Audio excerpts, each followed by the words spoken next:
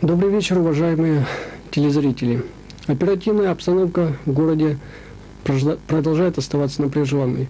Продолжается регистрация рекордного количества преступлений. За прошедшую неделю городским отделом внутренних дел зарегистрировано 39 преступлений. Увеличилось число краж госимущества. Здесь преобладают кражи с автомототранспорта, принадлежащего госучреждениям. Всего краж госимущества совершено 7 случаев.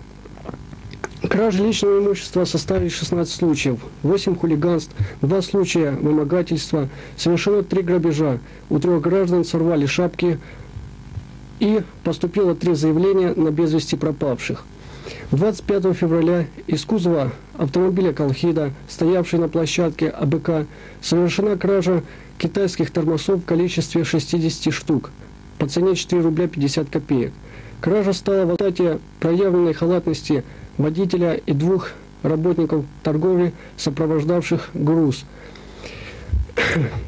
которые, прибыв из поселка Джибари-Кихая в город Нерюнгри, загрузив тормоза, бросили автотранспорт с товаром без присмотра, а сами ушли спокойно принимать пищу в столовой.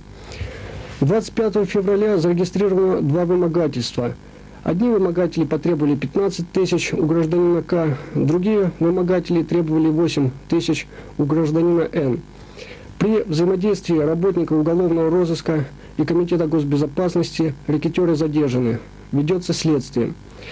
27 февраля в поселке Чульман, улица Циолковского, 5А, где проживает гражданин Демченко Василий Родионович, пенсионер, было изъято 20 литров самогона и 40 литров браги. При изъятии указанного добра сын хозяина, Демченко Сергей Васильевич, набросился на работников милиции, защищая родительское добро. За оказание сопротивления работников милиции на Демченко Сергея наложен арест 5 суток. Хозяин добра Демченко Василий Родионович выплатит штраф в сумме 200 рублей. Мы уже сообщали о краже спиртных напитков, которая была совершена в ноябре месяца 90-го года.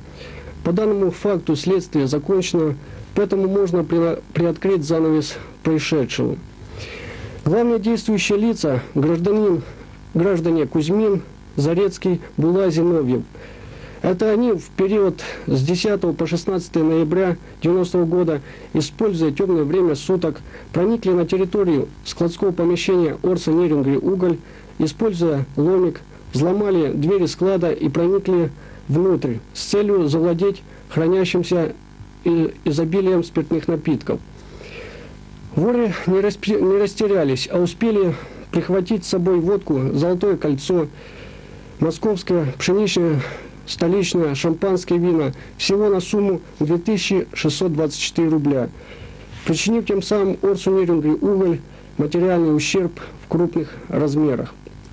Погрузив похищенные спиртные напитки в багажник автомобиля, ночные воры вывезли спиртное и разделили поровну.